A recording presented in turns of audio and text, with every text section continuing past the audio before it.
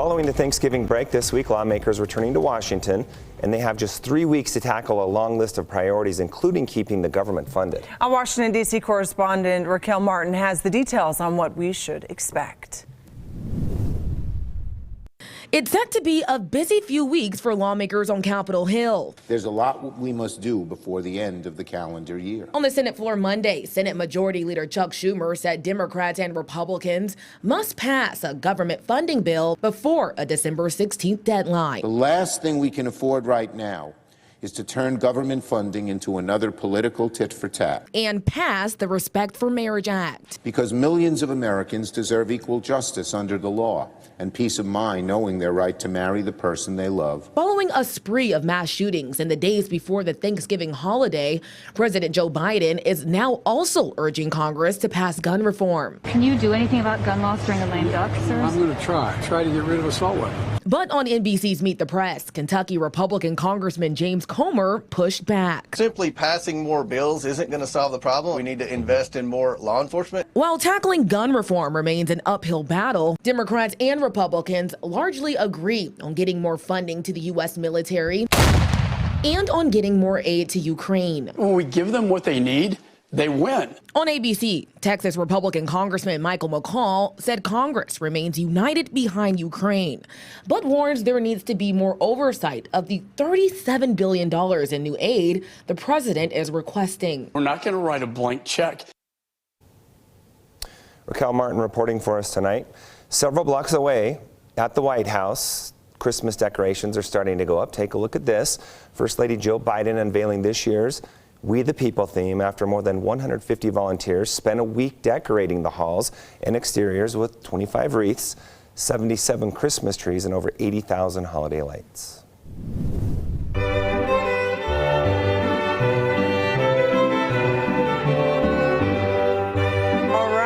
And we here at ABC4 News are looking for holiday houses to highlight here on the news. If you know a place that gets all decked out for Christmas, we want to know about it. You can send the details to abc4.com/tipline or call us at the phone number you see there on your screen. Coming up tonight at 6 o'clock during our newscast, we are featuring our first house lighting up the neighborhood with holiday spirit, and we'll feature houses every week until Christmas. Time now for Utah's most accurate forecast with Nate Larsen. Weather rates certified 11 years in a row. And it's looking a lot like Christmas out there today. Yes, I am feeling the spirit of it all. Nate? It looks great on the houses, especially with the ones that are decked out with the lights. It doesn't look so good on the roads, guys. Yeah, I wanted to show you some of the road conditions we're seeing out there. Lots of congestion, slowdowns due to the snow that's coming down. It's sticking to some of the roadways, especially the side streets. So areas that are seeing the traffic, maybe that's been pre-treated with some of the ice melt. It's not too bad as far as stopping traffic altogether, but it's much slower out there on your evening commute. So give yourself plenty of extra time to get home, maybe hunker down, work an extra hour or two, let the congestion hopefully wane off, although snow is going to continue throughout much of the evening. Lake effect snow, in fact, expected to just pick up tonight for portions of Salt Lake County, southeast into the upper Cottonwoods, expected to get lots of snow. And we're going to stay active, not just after this storm system. We've got more lined up later in the week. So let's kind of walk you through what we're seeing right now outside. So here's storm tracker radar. A nice band of snow is set up along the back edge of this front that's sliding through. There's colder air moving in behind it. Temperatures will be cold tonight, very cold into tomorrow as the trough continues to work through Utah. Most of the snow, again, from about Ogden now down south into Utah County, even portions of Nephi now seeing some showers. And we've got rain and snow showers just north of Moab as you head into northern San Juan County. The Uintas seeing snow showers as well, of course. And we have winter weather advisories that have been issued for the entire state. All of our mountain areas expecting some snowfall, more in the northern mountain areas than we'll see in central, and even more in central Utah than we'll see in the southern mountain ranges with our storm system that's continuing to work its way. No, the winter storm warning that's been issued for the Salt Lake Valley, portions of Utah County as well. The mountain areas could get clobbered with some of the lake effect snow, anywhere from 3 3 to 8 inches is expected. In fact, let's break it down a little bit more. So areas just to the southeast of the lake as we get more of a north to northwest flow into the overnight hours.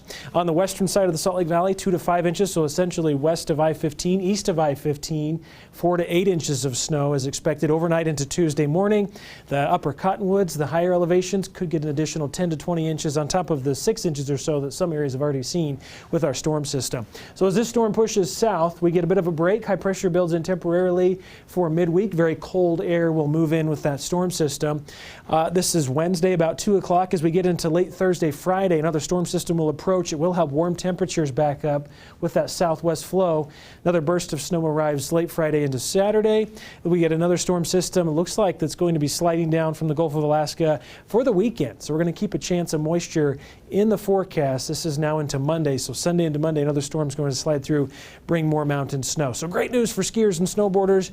We likely see it warm up enough to see rain snow showers for us in the valley. But again, this will be all snow for the mountain areas, of course.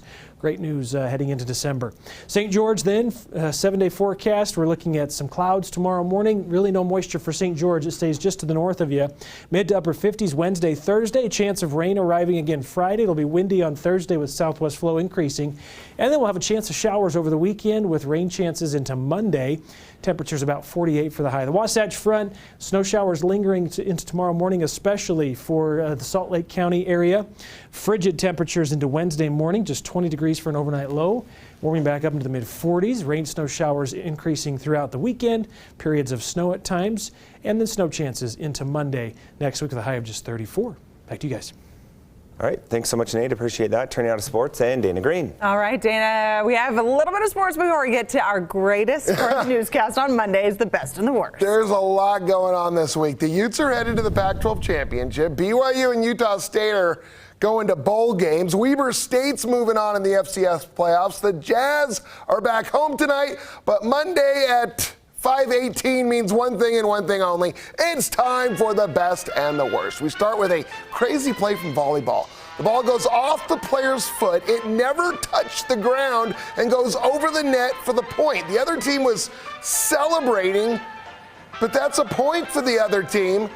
And they're like, wait, what just happened? Off a foot? Talk about faking somebody out. How about breaking ankles with that step back move? Gotta hit the shot, too. Ja Morant doing Ja Morant things, just dropping jaws with the up and under move. How about this shot from the other free throw line? She hits nothing but net. Indiana's Aaron Nesmith gets doused with water. Uh-oh, but then he slips. That could have been bad. Instead, it was just hilarious. Incredible shot from hockey. The impossible angle. The puck hits the goalie's mask and deflects into the net. How about Utah's Thomas Yasmin? The leap of the week. Jumps over the defender and takes it all the way for a touchdown and all the way to Las Vegas, in fact. How about this catch from Oregon's Chase Cota? One-handed holds on for the TD grab. This guy takes the ball off the defender's back, who never knew what was happening, and he still comes down with the catch. Cleveland Browns tight end David Njoku. That is no Njoku of a catch. One-handed game-winning grab. And how about the classic one-handed catch? Like a flypaper hands, just swats it out of the air. On rivalry week, things are bound to get out of hand, and the Arizona and Arizona State mascots get a little too heated. Had to be separated. This Syracuse player slaps the Bryant player, and he slapped him back, only a little harder. But the worst was Rams coach Sean McVay, who gets clocked by one of his own players. The guy was running out in the field, ran right into McVay, caught him right in the jaw. Ouch. A painful way to make it onto this week's edition of the best and the worst. It's been that kind of season for the Super Bowl champs. It has. 3-8. Mm-hmm. Coming up at 6, we're going to hear from Kyle Whittingham about Utah's crazy, almost miraculous path to the Pac-12 championship. Yep, that was wild. It definitely looked like it wasn't going to happen. The stars aligned in the Utes. Yeah, you were listing all the things that had to go right, and Four it all things. just worked They all out. happened. Incredible. Boom, boom. All right, thank you so much, Dana. Coming up, holiday light shows continue across the world, but France has a unique theme for their display.